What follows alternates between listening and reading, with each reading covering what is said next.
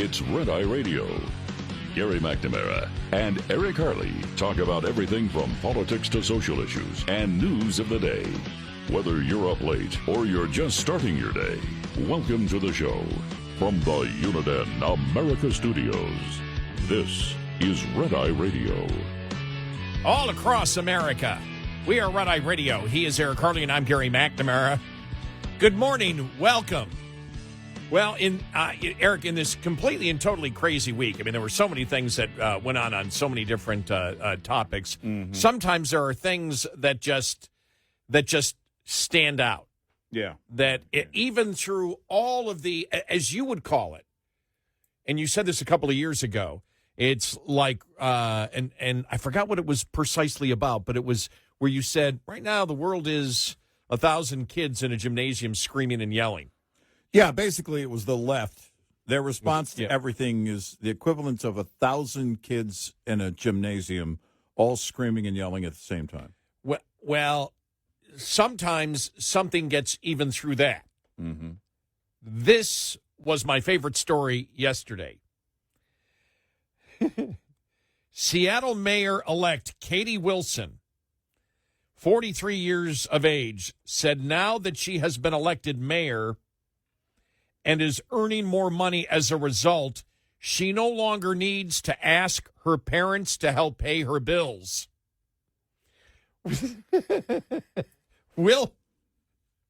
Wilson, who recently told CNN she thought embracing the help she got from her parents made her more relatable to Seattle voters. I think it makes her more relatable to millions of voters, probably. Not just in Seattle. I mean, it seems odd to us, but yes, the facts are that millions of adults either live with or lean on their parents for help on a regular basis today. And yeah, I could see where the left would say, look, this makes me, not so much a hero, but one of them. Campaigning for office is stressful. Seattle is one of the most expensive cities in the country. Why? Why? The types of policies you're promoting. Is one of the most expensive cities in the country. Our child care is off the charts expensive. And honestly, I think a lot of people of my generation found it very relatable that during the stressful campaign, my parents chipped in to help pay for the cost of their granddaughter's daycare. They couldn't just babysit for her? Now. That was just a joke. I have no idea what their life is like. But this is the best part of it. There's so many best parts of this. Yeah, go ahead.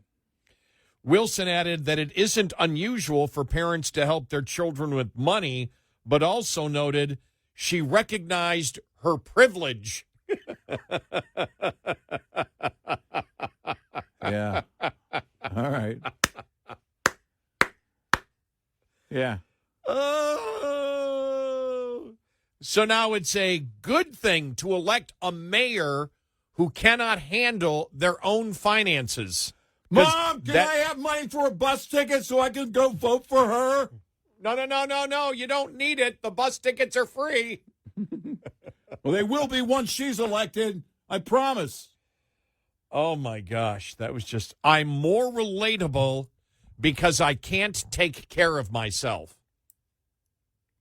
Actually, I think that just might be the case with the left. Yeah, I know. That's the part of it where you're going, nah, this is, oh, man. It is their reality, and they really don't hide from their reality.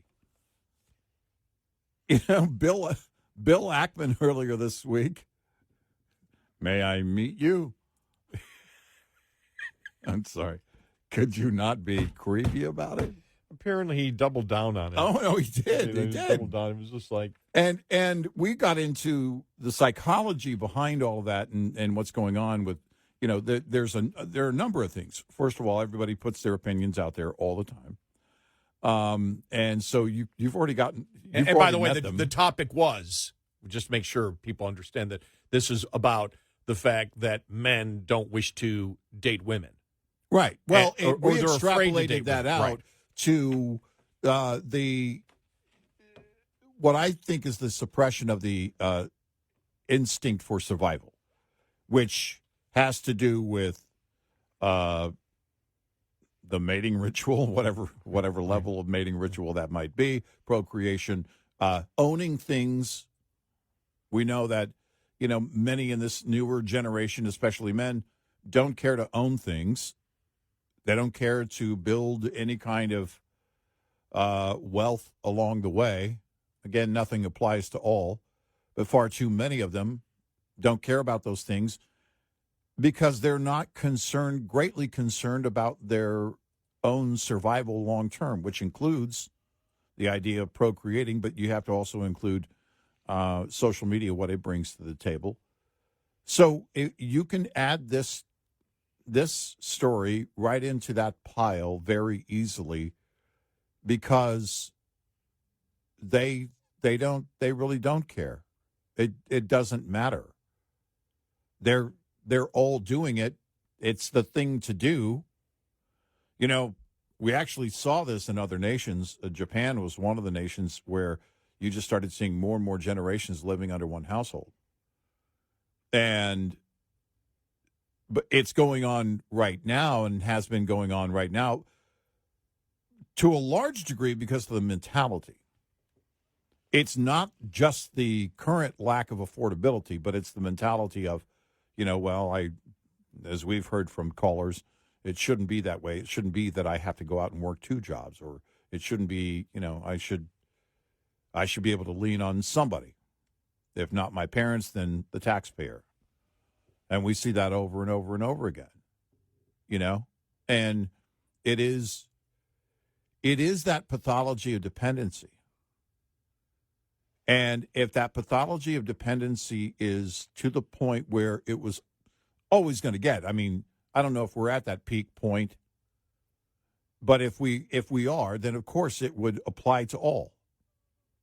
Well, I don't need a mate to take care of me and help me survive. I don't need to procreate and populate the world. I don't need to own things. I don't need to build wealth. I don't need to save for a rainy day. These are things I don't need to do. I'm not concerned because somebody's going to pay for me. And that's how Mayor Mamdani wins in New York City. Because he's told them that's exactly what he's going to do.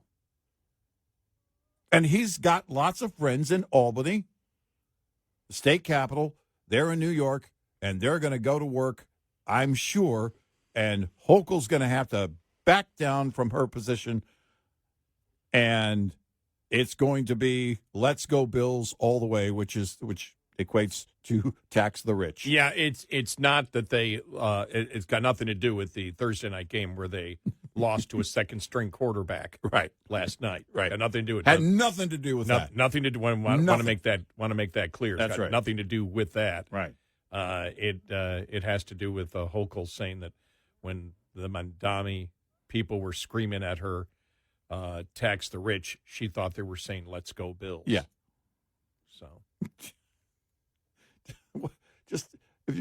Can you come up with something else? Was there nothing else? She's horrible. She's horrible. She's terrible. But even though I view her as one of the most clueless politicians ever, she does understand economics. Yeah. She made it clear. And back clear. in the day, Cuomo did. Yeah, Cuomo did. Andrew Cuomo did. And this is when you look at it and you say, well, they're lying all the time then, because they actually know. They know, she said, we cannot tax the rich anymore in New York State. The top one, you look at it, I don't know what it is in New York City. I forgot what she said. But it was like, but I know at one time, like the top 1%. When Cuomo brought it up this was back a few years ago, the top 1% were paying like 45% of the taxes. It goes, you get a few billionaires that leave It hurts the city. Yeah. And it hurts the state. Remember, he was going to cook them dinner. Come back to New York. I'll make you dinner. Well, that was Adams. No, I think that was Cuomo. No, it was Adams. I think it was when he was still governor. No, I thought that was Adams when he was telling him to come back to New York City. We'll see. Well, it was one of them. Yeah, doesn't matter. It was a liberal Adams Democrat. Adams was the one telling illegals not to go to New York City. Remember that? Yeah. Don't go to New York. Whatever you do, don't choose that as your destination. And Cuomo wanted to, hey, come on, we'll open a bottle of wine. I'll cook you dinner. And that because they know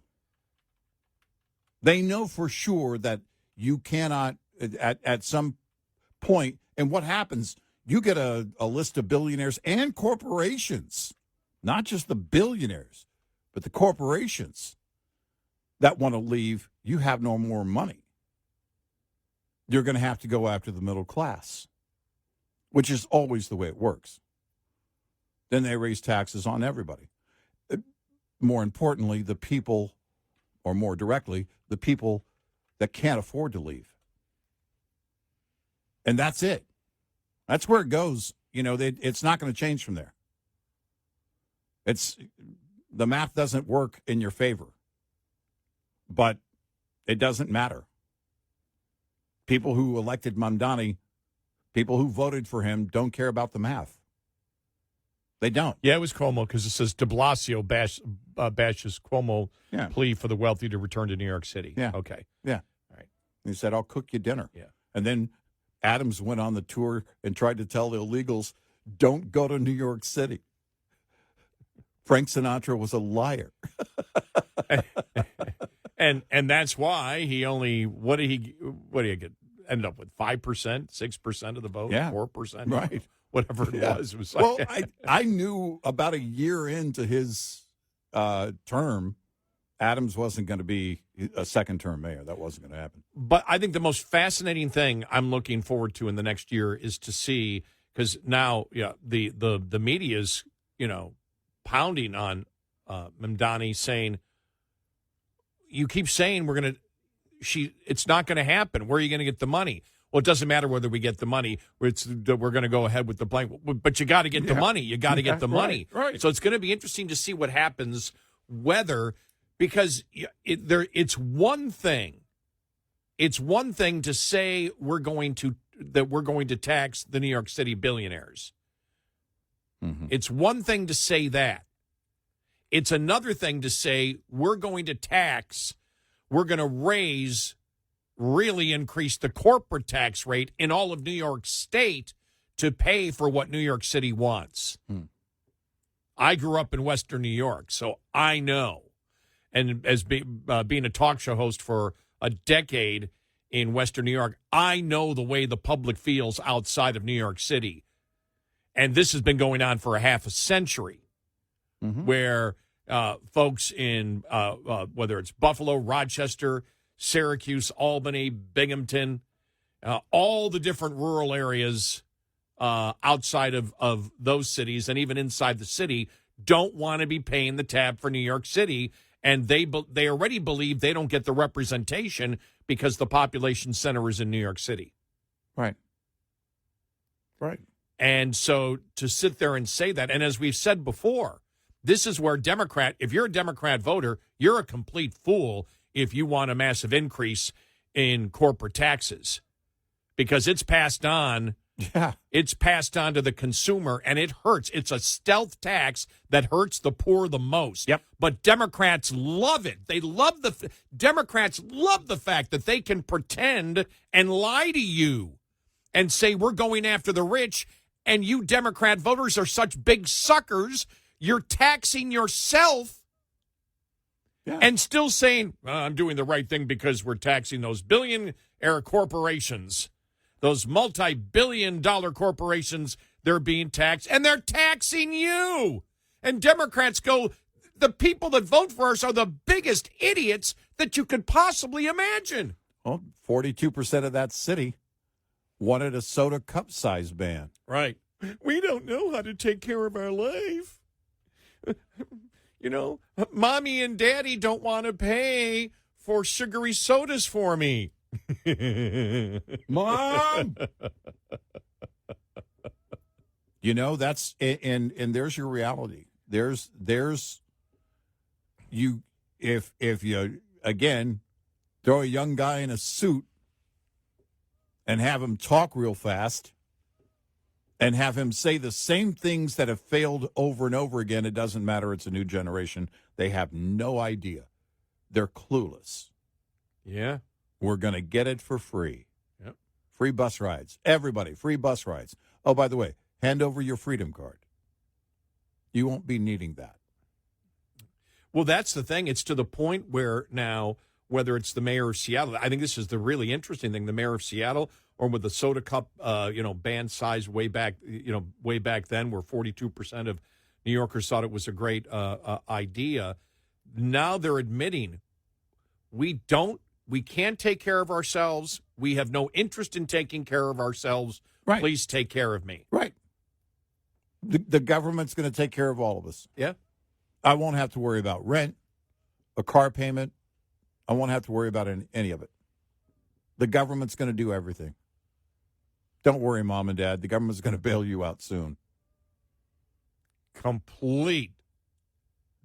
A complete delusional mindset about the reality of economics. Yep. We are Red Eye Radio. Brought to you by Hot Shot Secret. Hi, I'm Jen Loomis, a transport safety expert at J.J. Keller. In order to manage speed, you need to understand the 4 factors involved in stopping a vehicle. Perception distance is the distance a vehicle travels from the time you see a hazard until your brain recognizes it. The perception time for an alert driver is approximately 3/4 of a second. Reaction distance is the distance a vehicle travels from the time your brain tells your foot to move from the accelerator until your foot hits the brake pedal. The average driver has a reaction time of 3/4 of a second. Brake lag distance also needs to be taken into account. When operating a vehicle with air brakes, it takes about half a second for the mechanical operation to take place. Finally, braking distance is the distance it takes a vehicle to stop once the brakes are applied. Braking distance is affected by the weight, length, and speed of the vehicle, as well as road condition. This tip was brought to you by J.J. Keller and Associates. Visit us at jjkeller.com. Lines open for your calls. 866-90-RED-EYE on Red Eye Radio.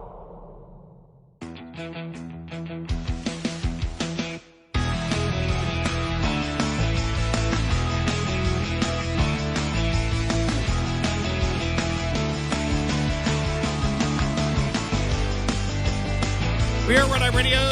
He is Eric Carly, and I'm Gary McNamara. Welcome and good morning. Coming up following the bottom of the hour, is The View becoming too Republican? That's funny.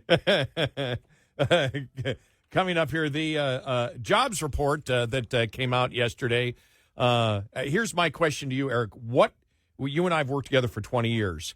Just a couple of years ago, what was the number of jobs that were created that was viewed as keeping the job situation just stable?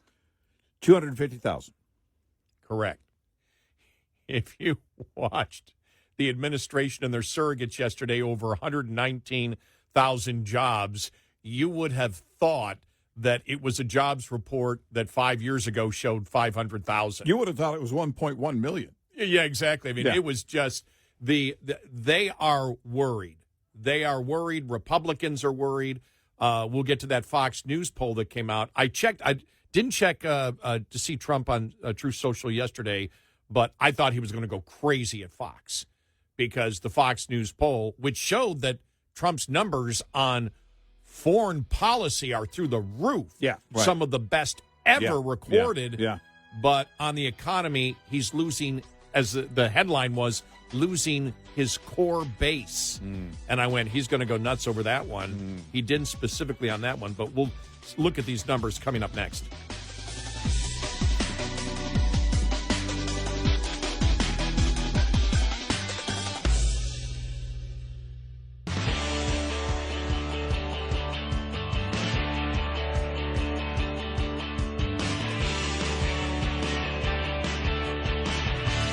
You're listening to Red Eye Radio from the Uniden America Studios.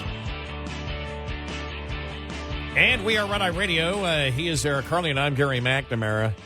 All right, you ready for the View on the whole? Sure, yeah. And this is on my congresswoman by 3.5 blocks. Mm-hmm. I don't know. I have to ask, why do so many of our wonderful listeners get such great joy out of the fact that she is my congresswoman? I don't know, but the ones who get no joy, I'm willing to pay them. So, So they get joy out. Yeah.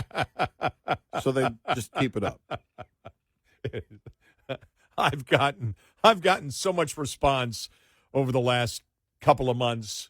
Oh, I don't even remember when I first came out and said that. But I've gotten so much response to that, going, ha ha. Yeah.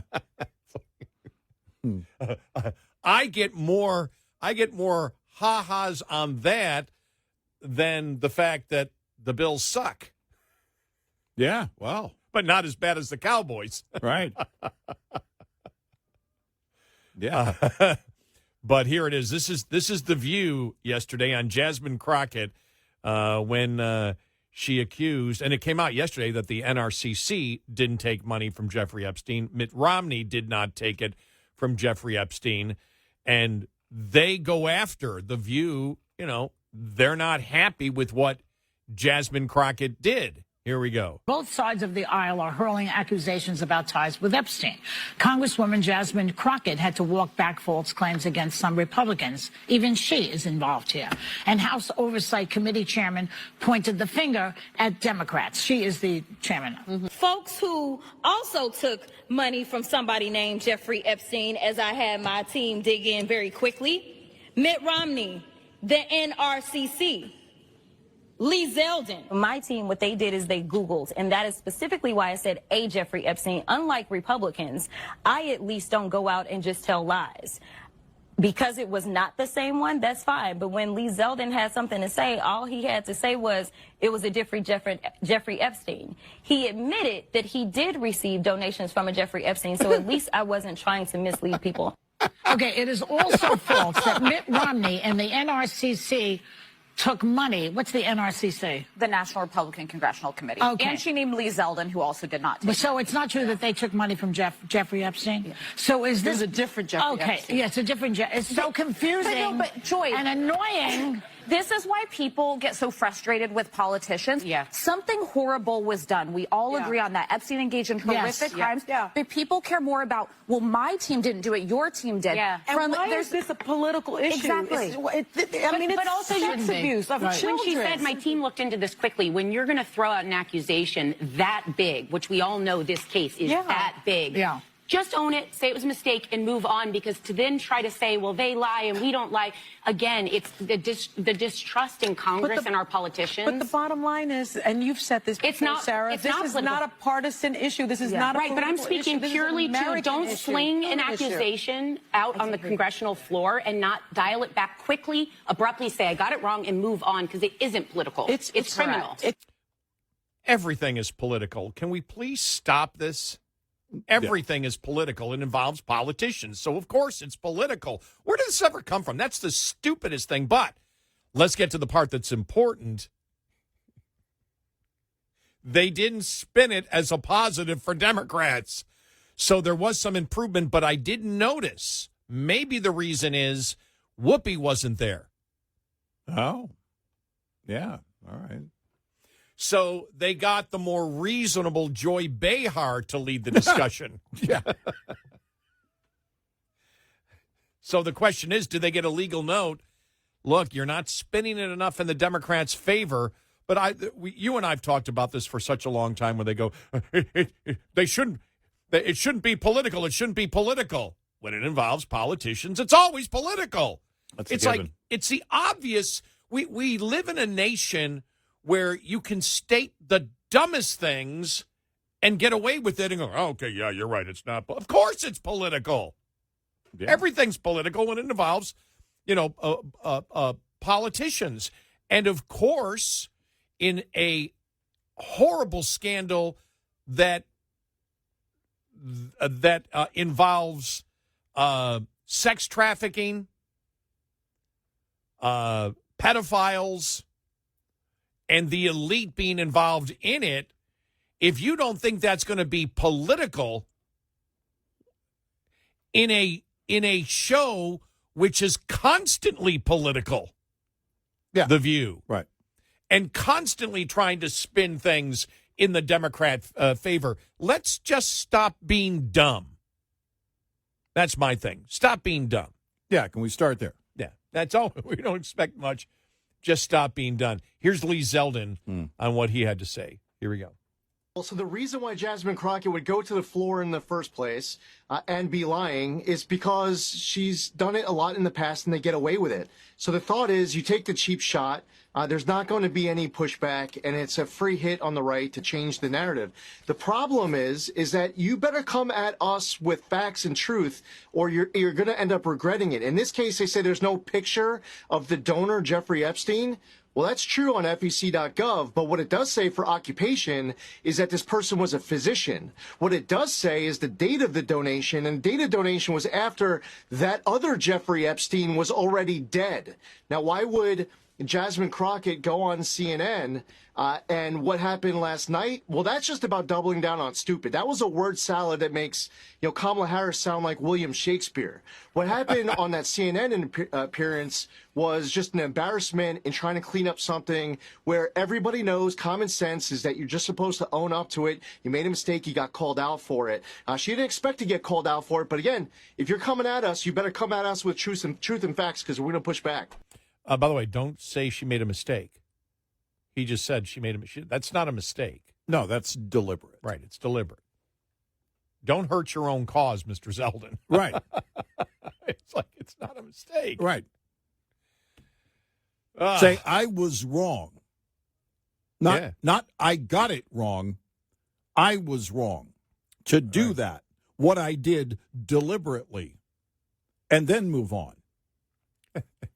Because the funniest part of it, and both of us laughed when we played it yesterday. We laughed again today because it's funny. I didn't lie. I said they took money from a Jeffrey Epstein. So I'm not misleading anyone. Right. And it's just like, well, why would anybody care?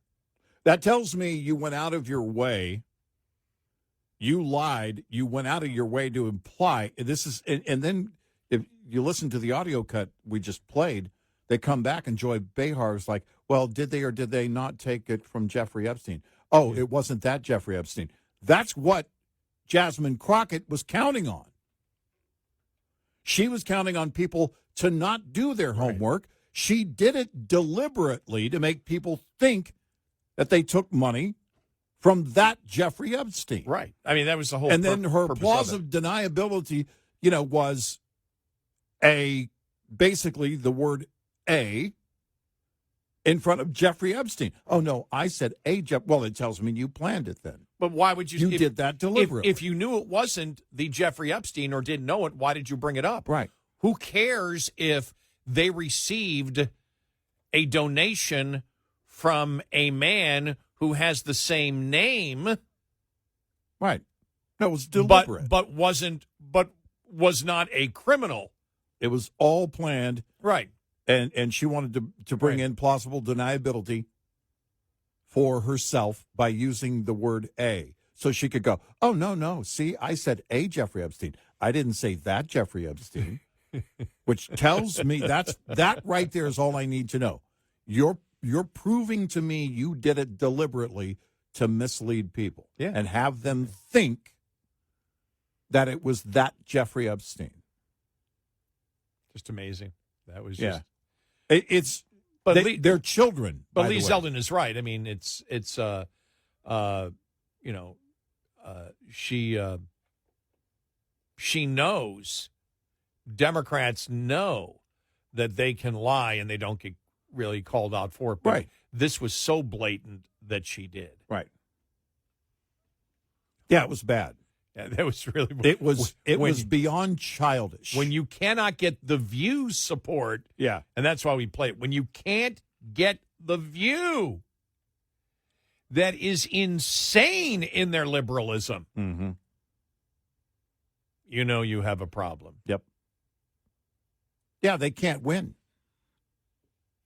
They can't win. And then I love this one here because this is a bad look. Senator Chris Murphy being asked about it. Okay, Here we go. You mentioned the investigations into Democrats who had been named in the files that were released by the Epstein estate. One of the things the president did say, and again, he signed it overnight, no signing ceremony, no TV cameras, no nothing, but he did put out a Truth Social release where he noted that Democrats have been mentioned, again, in what has been released so far. What if there are more names connected to the Democratic Party that come out as a result of this? So what? Wow. So what? Wow. I did see the figure that 89% of Epstein's campaign donations went to Democrats. Just, yeah. And again, you and I have said it. Just overall, just the association with him. I mean, Plaskett, Representative Plaskett too, and she's just got burned horribly on it when CNN when she said, well, he texted me. Well, no, you text him, right? Well, he was a constituent, and you and I both said, you're not going to win this. And with Jasmine Crockett, you're not going to win it. No, you're not. And I agree with the opinion that all I care about in this case is if somebody is guilty of it, of any wrongdoing, that they are charged for it. The other thing is, which is of substance, is are you going to release names and imply that they did something wrong when they didn't? That's some of the concern out there. But when you have the Democrats who wouldn't release it for 4 years, they know there's a problem with Democrats in it. Otherwise, they would have released it. Mm-hmm. And if Trump was involved in it, they would have released that a long time ago. Yeah, right. But the problem with Republicans is, and I can't figure out why Republicans did what they did. I have no idea why they went, you and I, furious, as was a significant portion of the president's biggest loyalists. That would be MAGA. Mm-hmm. They were furious. They were waving those binders. We got it. We got it. We're going to get, and then nothing. Well, the whole point is they knew it. They knew they had nothing. When they had there was nothing in those binders that wasn't already reported, yet they were making the impression that it was. And they knew that. They didn't know that within just a matter of hours after you put that out, that you'd have to back off and go, well, there's really just nothing new. And then they came out and, Bondi came out and said, no, we don't see anybody being charged in this particular case. And then Trump comes out at the beginning of the week, these people took money, go after them. The Department of Justice, go after them. And then Bondi comes out and says, we got our best guy on it. Mm-hmm. Well, you didn't have your best guy on it before? Right. Were you lying before about it? Right. I mean, it's such a cluster. It never had to be. No, it never had to be. It all started with a political promise that was never required.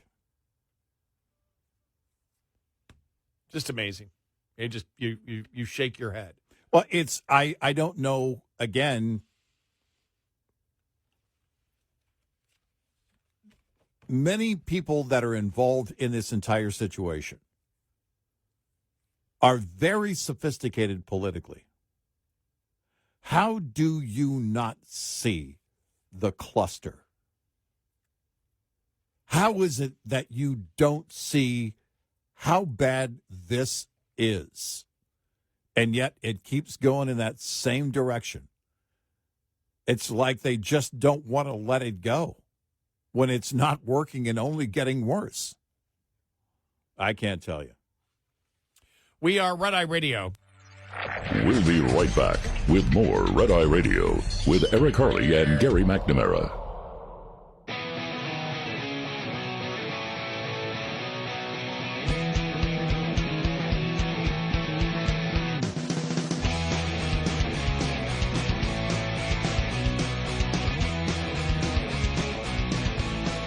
We are Red Eye Radio. He is Eric Harley and I'm Gary McNamara. That is a first in politics.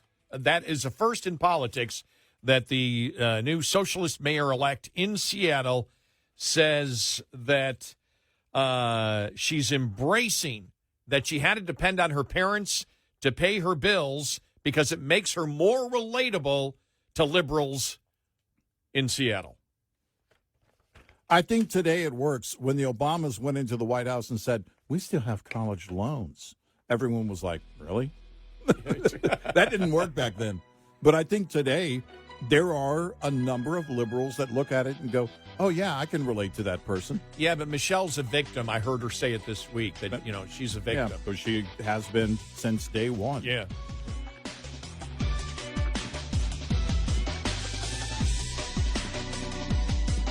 Top of the Hour News is brought to you by House Products. Visit houseproducts.com. This is Red Eye Radio on Westwood One.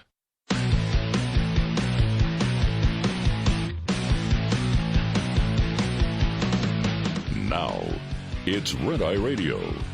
Gary McNamara and Eric Harley talk about everything from politics to social issues and news of the day. Whether you're up late or you're just starting your day, welcome to the show. From the Uniden America Studios, this is Red Eye Radio.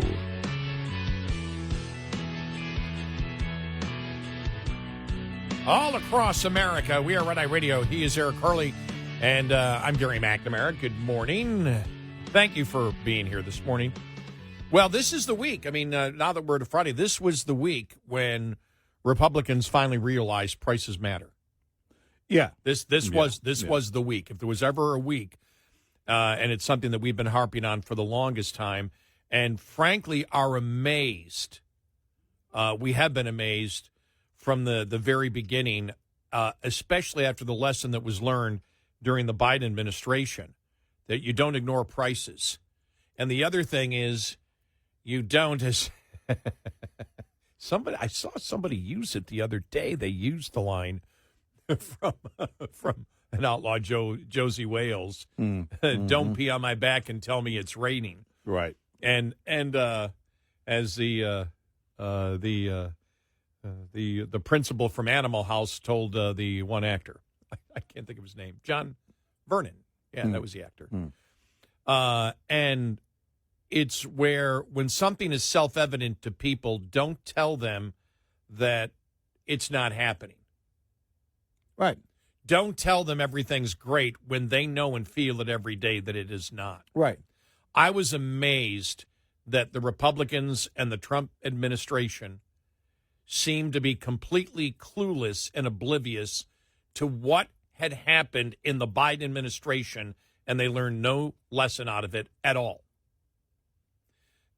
And as you had, and I agree with the moves that Trump made this week by taking the tariffs off. When it first happened, we went, what is he doing? Why is he putting tariffs on food? Food's one of the biggest problems, and he's putting tariffs on things that we don't produce here in the United States. Why would he do it? And so the things that are still unbelievable is the fact, and we read it yesterday, the White House coming out with the thing that there's Trump. He cares about affordability. This is a guy who's getting your prices down by taking off the reciprocal tariffs because of great deal making. Well, that was a line of horse manure, and everybody knows it. It didn't require a deal. Yeah, it wasn't no deal. He put it on. But I agree with what he did.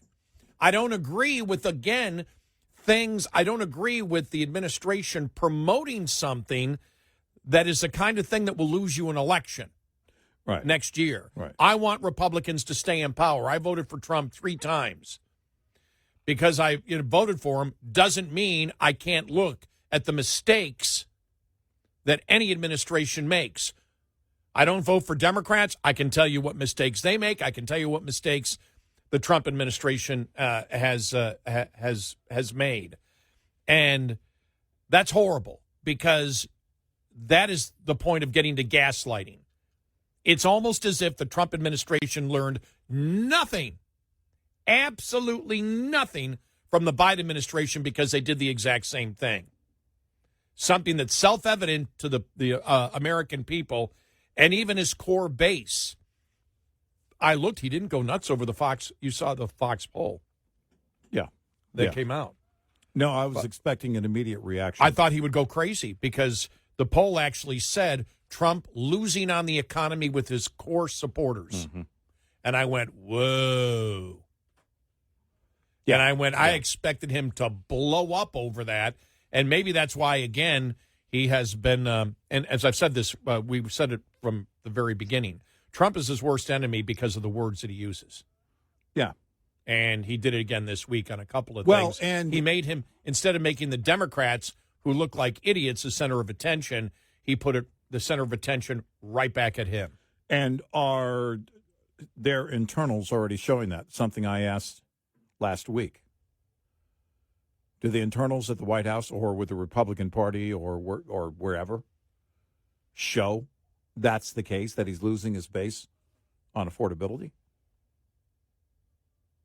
And so that's why there hasn't been a response like there typically would be? Yeah. Well, under the Fox poll, 76% of voters view the economy negatively. That's worse than the 67% who felt that way in July and 70% who said of the same at the end of the former President Biden's term. Large numbers overall, and among Republicans, say their costs of groceries, utilities, health care, and housing have gone up this year. Voters blame the president. About twice as many say President Donald Trump rather than Biden is responsible for the current economy. And 3 times as many, this is from the Fox News poll, say Trump's economic policies have hurt them. They said the same about Biden last year. Plus, approval of how Trump is handling the economy hit a new low, and disapproval of his overall job performance hit record highs among core supporters. After the government shutdown, the GOP and Democratic Party have lower favorability ratings, and roughly 6 in 10 say the president and lawmakers on both sides don't care about people like them. Voters think that Republicans have a better plan for the border security, immigration, and crime, while Democrats are seen as better on affordability, wages, health care, and climate. But nobody cares about climate. That's a huge challenge for the president. And him lowering over 200 products tariffs, forget about the words, it's the behavior. We always said tariffs will be solved by economics with this president. Yeah. And it may not be solved soon enough to win the midterms on affordability, but Republicans this week, I'm telling you right now, Republicans are in a panic because of affordability right now, which is mind-boggling because they should have been worried about it 6 months ago. And they seemed oblivious to it. The jobs report came out yesterday, and you would have thought the best thing about being old is we've seen what the expectations and standards are in the past. I asked you at the beginning of the show, what did it used to be? What number of jobs needed to be created just a couple of years ago that was viewed by the markets as being something that would keep the economy steady? 250,000 has always been that magic number. 250,000. It was 119,000, better than what we've seen over the summer, which was horrible, but still way below it. And what you saw was 119,000, and expectations were only 50,000. Mm-hmm. The expectations were horrible. Right. And so 119,000, which would have been viewed as anemic just a few years ago. The other problem is when you get into the numbers. But I don't care. I mean, Larry Kudlow was like going crazy. What's his name, too? I can't. Jim, what's his name? The other guy, the Tea Party guy. Oh, on CNBC? No, I keep thinking Santelli. I got mind blank here. All right. Wasn't Santelli? Yeah, it was him. That's his name. Yeah. Okay. It was, yeah. Yeah. He was going like, this is unbelievable. And, this is great. This is great. And you had the surrogates, the as we call they're promoters or influencers, for the party, you would have thought that it was the best month ever. Here's what happened. Here's what we saw. Employers added 119,000 jobs in September, the most since April, and a welcome increase from the summer slowdown, as we all know. Job growth, though, is uneven. Most of September's new jobs were in healthcare and social assistance, 57,000. Leisure and hospitality, 47,000. Government, 22,000. Now, that's not federal. Federal went down, which we give the president credit for. That's state and local government up 22,000. And construction, 19,000. All right, so that was a good point right there. And I did see has been a small uptick in house building. Yeah. Employment declined in transportation and warehousing, 25,000. Professional and business services, 20,000. And manufacturing, again, down 6,000. Average hourly earnings in September increased 0.2%, meaning real wages after inflation, again, declined in September. So, it's a very soft, it's not crashing, but it's very soft, and the prices are still high. Hopefully, we hope that we will see, because of the 200 different tariffs that have been rescinded, we will see a lowering of cost or a stabilization of costs. I think that's part of the proof that their internals were showing something and that they had to act in a big way. If you look at those 200 plus items that are on that food tariff list, that tariff exemption list, those are things that, again, when that list was put together, I would love to have been a fly on the wall of we've got to do something and do something now. You can't announce, like on Capitol Hill, you can't say, well, we're going to put a bill together, because then that bill's going to go and we're going to debate it. And then we're going to, well, what does the Senate think? And then what are the Democrats going to do? And you need to do something and do something now, which is, again, tells me that's where their internals were after the election a few weeks ago. When that election happened, it was, and Ramaswamy was the one, who put the video out, but I think he put the video out based on what he knew about internals that the GOP was seeing, whether it was the GOP, the White House, or both. Well, he's seen him probably in Ohio, yeah, because he's running for governor, so he's doing his own internals. I'm guessing he saw the same thing, which showed, and he was very, very precise in that messaging. And something we had been saying since the beginning of the year. The clock is ticking from day one, January 20th, for you to do something about pricing. Whether it's realistic or not, that's what people are expecting. They're expecting prices to come down. They certainly want to see you do the work. So when you have the announcement the other day of these tariff exemptions on these food items, that wasn't just on a whim. They weren't just throwing spaghetti at a wall to see if it would stick. They knew what they had to do on things that we are buying in the store that are making right now the biggest noise in terms of being unaffordable. And it's exactly what we had said. And it's not because we're geniuses. We're just not idiots. And we've been doing it long enough to have seen it before. And we know one of the most mind-boggling things, and you and I just touched on it, but we thought it was just so obvious we didn't explain it earlier this week. And I came in and told you, I said, we never explained this. We got to do this. It's when the administration came out and said, look at the Fed report. The Fed report shows that there's the Fed report. There's the evidence. The experts were wrong. I love how the influencers that support the always Trumpers, the experts were wrong. See, look at this. The Fed report came out. Long-term inflation long-term tariffs actually reduce inflation. And they just left it at that. You know why what the Fed said in that? The Fed said long-term tariffs reduce inflation because the market and the economy crashes. People can't afford to buy things, and so the supply of goods goes up, and so the prices come down. We alluded to that, but, again, shame on us for not walking it all the way through. When I brought up the fact that what you see with tariffs quite often is they're implemented, but especially when they're implemented for a single sector, like steel tariffs, then they get to a point where they're unbearable after whatever the period is, depending on the level of tariff. Within a year or two, they have to be rescinded because they're affecting the economy in a negative way. When they're affecting the economy in a negative way, what happens with inflation? Well, it's going to go down. Yeah. You're not going to see great numbers of inflation.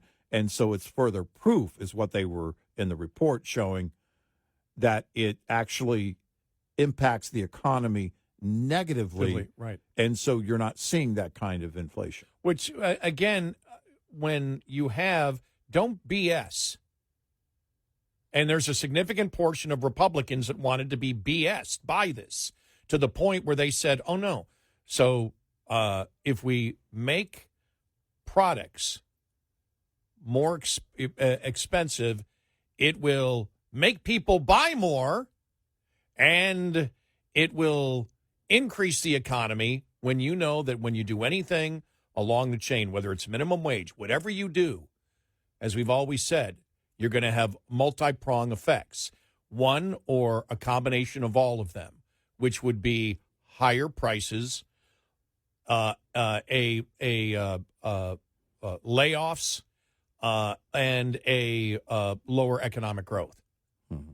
1, 2, or all of the above is the only thing that can happen, because that's how economics works. It's not an opinion.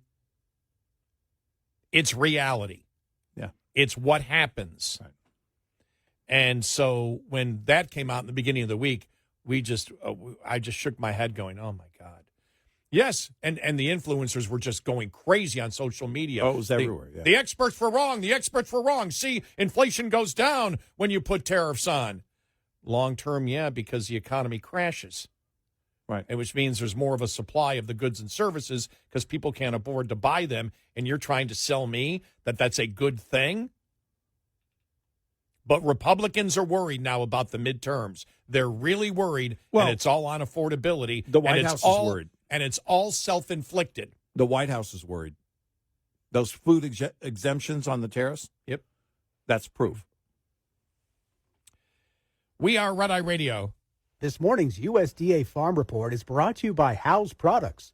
Tested, trusted, guaranteed since 1920. Getting an early start to Thanksgiving travel, say this coming weekend, USDA meteorologist Brad Rippey gives a weather preview for the pre-Thanksgiving weekend, starting with some storminess starting to increase across the Pacific Northwest as we move into that weekend before Thanksgiving. So some of those airports in the Northwest, like Seattle, Portland, for example, will be seeing an increase in stormy conditions. With perhaps the only other weather system of note, November 22nd and 23rd. Some storminess emerging from Mexico and the desert Southwest. That should lead to an increase in rainfall across Texas and eventually elsewhere in the south central United States. Could become heavy. We could even see some locally severe thunderstorms. And other than those two regions of the country, just about everybody else is looking like mild and dry conditions should prevail during that weekend before Thanksgiving. I'm Rod Bain reporting for the U.S. Department of Agriculture in Washington, D.C.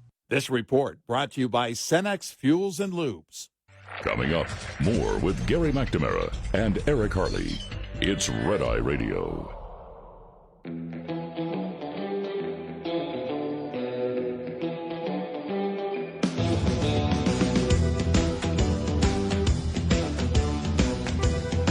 We are Red Eye Radio. He's Eric Harley, and I'm Gary McNamara. Now, the one thing that may be saving the economy, and again, it's tough to figure this out, and I give credit to the president, because the president on a number of things on the economy, deregulation is huge. Sure, yeah. And so there's good signs, and there's the great sign that he backed off on the tariffs on food, because one of the things that we noticed is the Republicans would say, look at it, the rate of inflation is down, the rate of inflation is down, the rate of inflation is down. And we explained, look, you're saying this. You were saying inflation is down.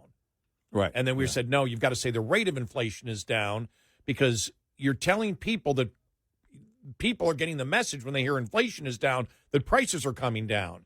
And it wasn't. And even when you had the inflation rate lower, the things that people bought over the last year that they actually bought, the things that they were buying in the supermarket, not everything, but the things they were buying were still up drastically. Yeah. That's a problem.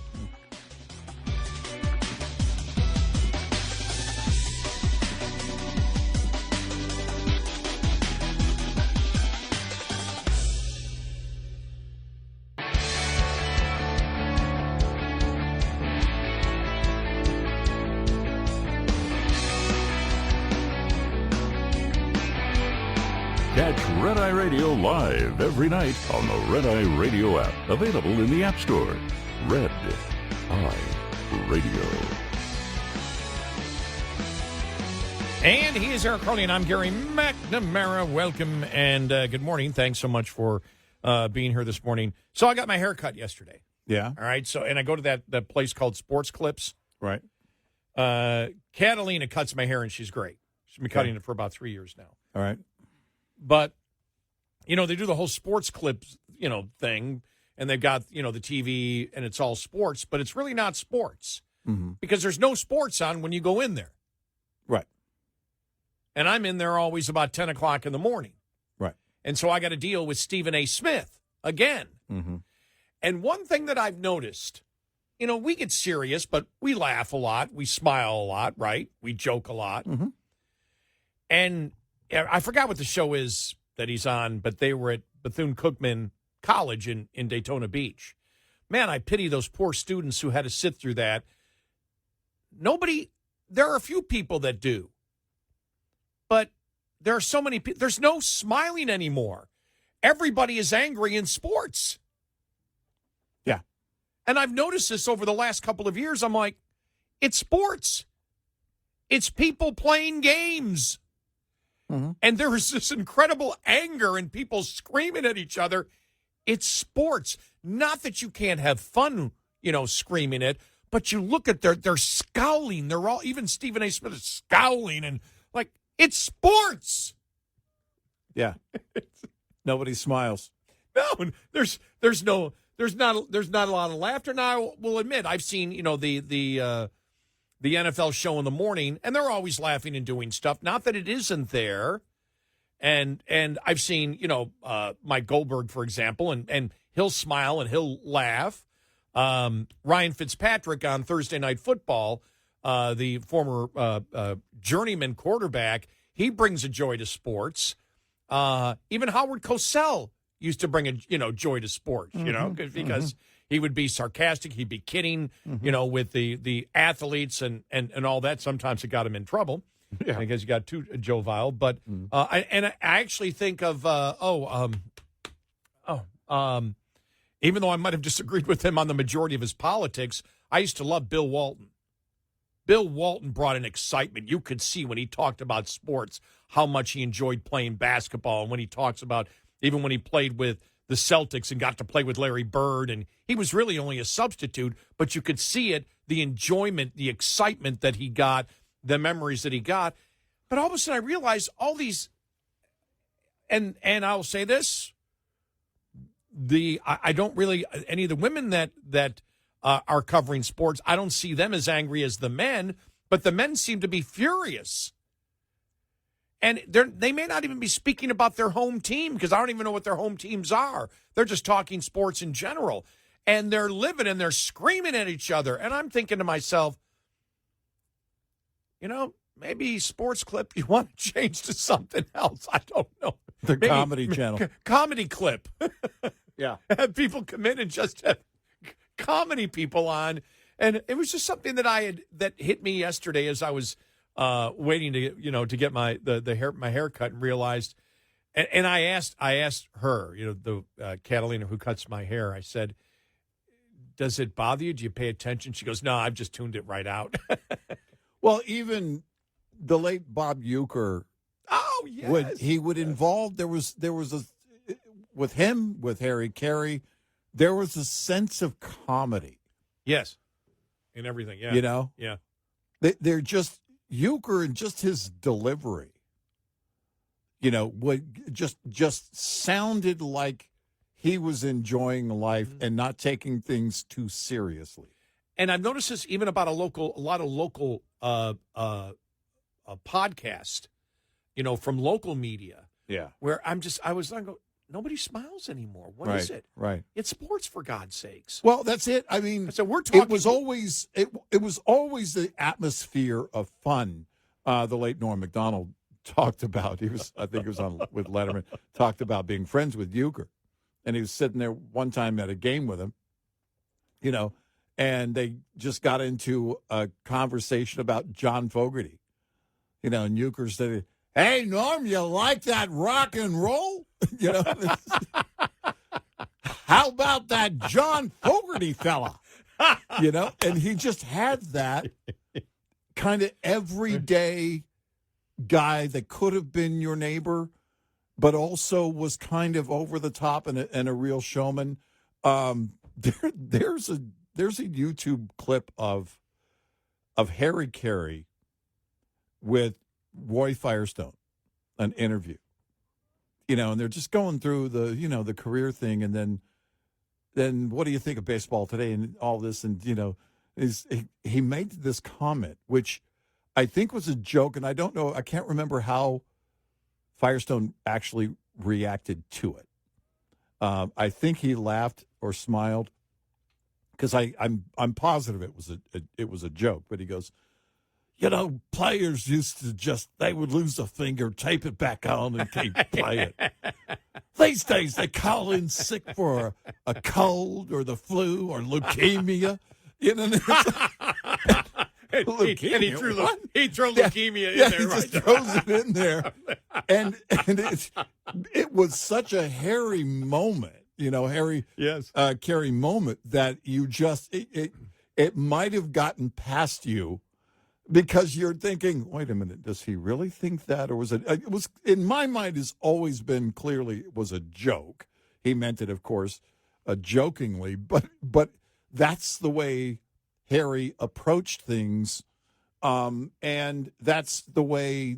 If you think about it, you didn't have to be the biggest. I think, in fact, I would say the Savannah Bananas, which it's not, you know, real. It's not a sanctioned league baseball team, but the way that they've come in and said, let's just go out there and have as much fun as we can possibly have. Yeah, and I find it I just find it interesting because it's only sports, and I've been having this thought here for like the last 6 months as I go through, because I see a lot of the local. It really started with local podcasts that I've seen from and different local radio shows. Yeah. Not here in Dallas, but around the country. Right. And I'm just like, nobody's smiling. Nobody's ever smiling. Right. And sometimes it's not even that they're angry. It's just everything's analytical. And then that's everything. And you're like, could your, like, the sides of your lips, could they raise a little bit, like in a smile or something sarcastic or even fake outrage because your team lost last night? I was like, it's the end of the world. Right. Whatever. I mean, a variety of different emotions out there. And I'm like, it's just sports. Right. It's sports, for God's sakes. And I just found it interesting. I can take you and I laugh at Stephen A. Smith because we take him in small amounts. Right. Yeah. But when I was sitting there and I had to wait, because Sports Clips is when you you can do it on the app.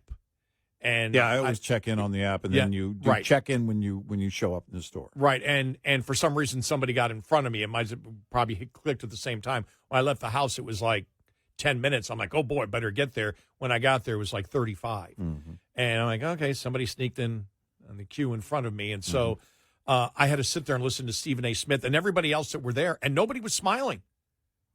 Right, there were no, and this was at again the college in Daytona Beach, and all these students are there, and I'm thinking to myself, those poor students, I mean, were they sort of required to be there? Was it like mandated that they be there? Yeah. Because I didn't enjoy watching it. I was amazed at just how nobody was smiling. And I'm thinking and so it just hit me. And Stephen A. Smith for 30 minutes is completely and totally irritating. Yeah. For the small 20-second clips we'll play on the air, and we're probably getting the best of him at that moment, or the most insane of him comes out as pretty humorous. But I'm just like, wow, what is it?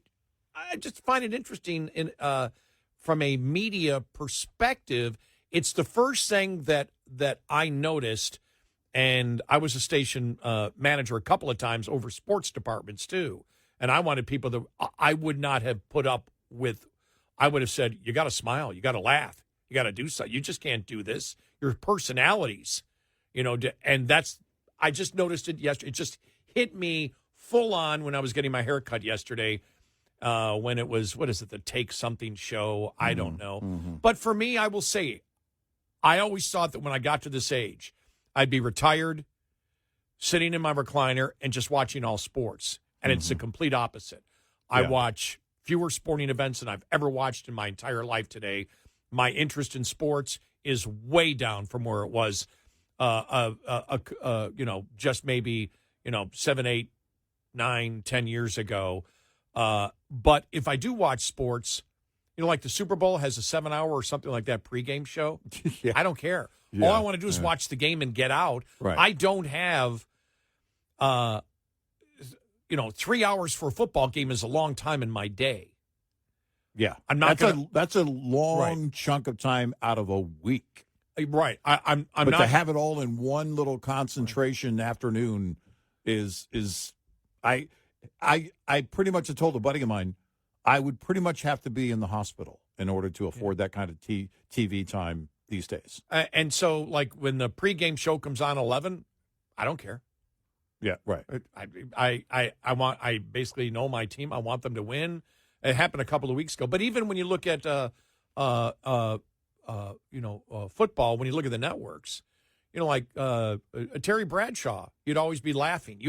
The guys at the network still are laughing some. Right. I mean, you can see there's much more personality. Yeah. But the podcasting and then these discussion shows that they have, you just see more and more of these sports people. It's like they don't even enjoy being there. Right. It's almost like, and I've thought about this. I could never do sports. There's not enough to talk about. And maybe you have to have fake outrage over everything as if it's the most important thing in the world, when really it's just men and women playing children's games, but on a professional level. Yeah. That's what it is. Yeah. When you actually break it down, that's what it is. Right.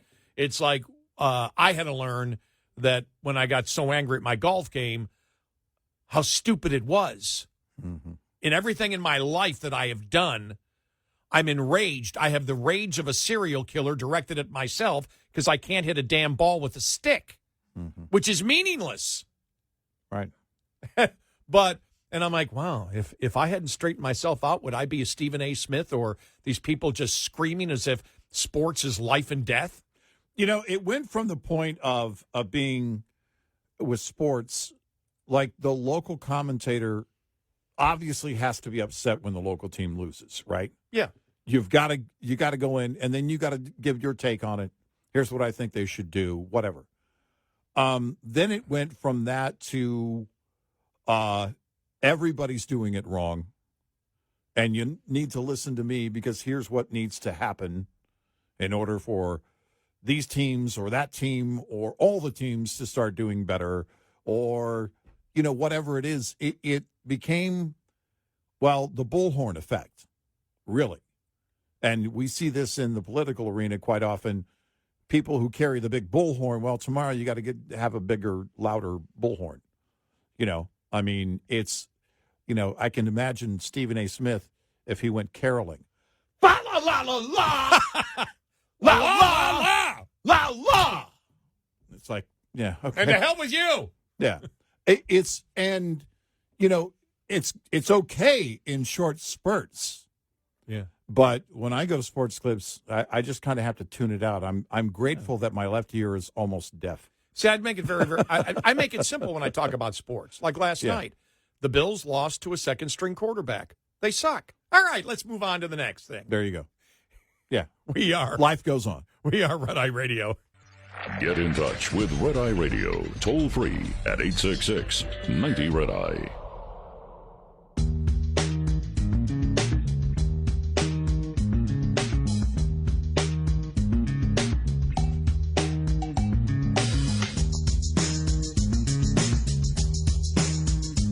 We are Red Eye Radio.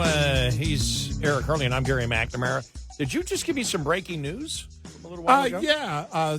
Eric Swalwell has announced, he announced on Jimmy Kimmel Live that he is going to be running for governor of California in 2026. So that's new in the last couple of hours. So, okay, fine. Is he considered the most moderate so far? Well, that's a good question. But, you know, aesthetics is everything. And to me, he's always looked like the big bully, big brother from every 80s movie. That's just who he looks like. I mean, that's just his look. Well, the president has endorsed him. Yeah. Oh, President Xi. Yeah. I was going to say. Get yeah. the correct president there. Right. That's right. Yeah. You might have thought I meant Trump. President Mamdani of New York. The president of New York. Oh, wow. Yeah. He's meeting Trump. Yeah, in the Oval Office. Yeah. That'll be interesting. And awkward. Are they going to have a press conference afterwards? I'm wondering if the press is going to be in the room. Ooh. During that. Ooh. You know, Ooh. let them in. Yeah.